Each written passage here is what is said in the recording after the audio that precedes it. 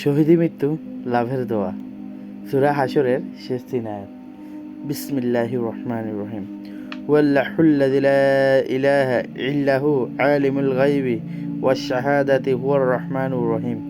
ওয়াল্লাহুল্লাযী লা ইলাহা ইল্লাহু আল মালিকুল কুদ্দুসুস সালামুল মুহাইমিনুল আজিজুল জাব্বারুল মুতাকাব্বির সুবহানাল্লাহি আম্মা ইউশরিকুন।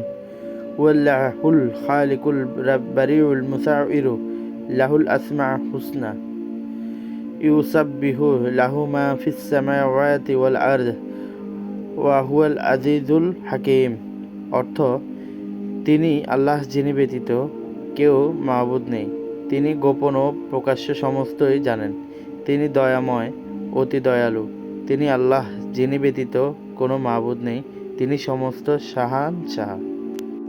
তিনি পবিত্র, শান্তিদাতা, বিপদদানকারী এবং তিনি রক্ষণাবেক্ষণকারী, সর্বশক্তিমান, পরাক্রমশালী এবং সর্বোপরি। মুশরিকদের অংশীদারি হতে পবিত্র। সে আল্লাহই সকলের সৃজনকারী, সকল বস্তুর অস্তিত্বদানকারী ও আকৃতি দানকারী।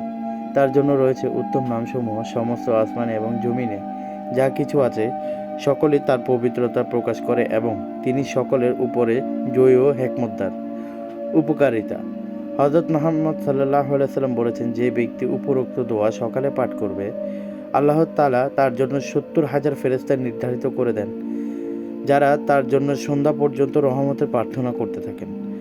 আর যদি ওই ব্যক্তি সেদিন মৃত্যুর মুখে পতিত হয়, তবে সে শহীদী মৃত্যু লাভ করবে। এবং যে ব্যক্তি সন্ধ্যায় এ দোয়া পাঠ করবে, আল্লাহ তাআলা তার জন্য ৭০,০০০ ফেরেশতা নির্ধারিত করে দেন, যারা তার জন্য ফজর পর্যন্ত রহমতের প্রার্থনা করতে থাকে।